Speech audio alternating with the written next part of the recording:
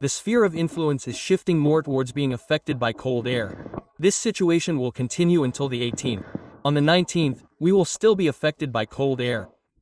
After the 20th, the center of this high-pressure system will move more towards the southern sea area of South Korea, and the wind direction near Taiwan will gradually shift to a more easterly direction. In other words, the next wave of cold air will last from the 17th to the 19th, and it will only become slightly warmer after the 20th. As for precipitation, the rainfall on Saturday will mainly be concentrated on the windward side. As mentioned earlier, the environment is mainly dominated by easterly winds, so please pay attention to the eastern part of the country, where there will be intermittent localized showers throughout the day. Other areas will mainly experience relatively stable weather.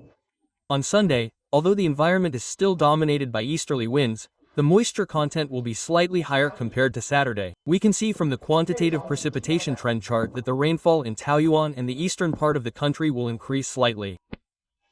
Friends in these areas should expect more significant changes in the weather on Sunday, so please pay attention to the changes in the weather. As for other areas, the weather will still be mostly cloudy to stable. The most significant changes will be on the 17th and 18th. On the 17th and 18th, the northeast monsoon will strengthen, and the moisture content will also gradually increase. Cloud cover will increase throughout Taiwan, and rainfall will increase in the northern and eastern parts of the country. The rain will become more persistent, and the rainy areas will become wider. The central and southern regions will be mostly cloudy, but be aware of scattered showers in mountainous areas. On this day, be aware that there is a chance of heavy rain in the mountainous areas of Keelung, the northern coast, and Greater Taipei, as well as in Yilan. After the 19th, the moisture will gradually decrease, and the rain will only linger in the northern and eastern regions. However, the overall duration and scope of rainfall will be less intense compared to Monday and Tuesday. Another important point is the temperature. From the temperature curve, the green line represents the temperature curve of northern Taiwan, including northern Yilan.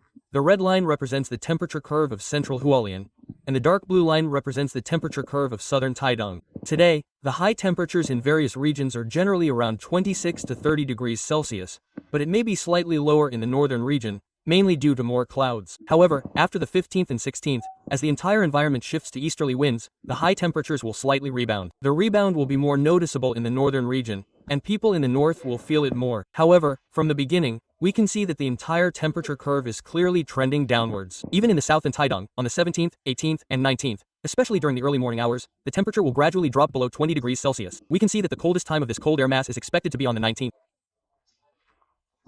In the central and northern regions, Yilan and Hualien, the low temperatures may reach 14 to 15 degrees Celsius.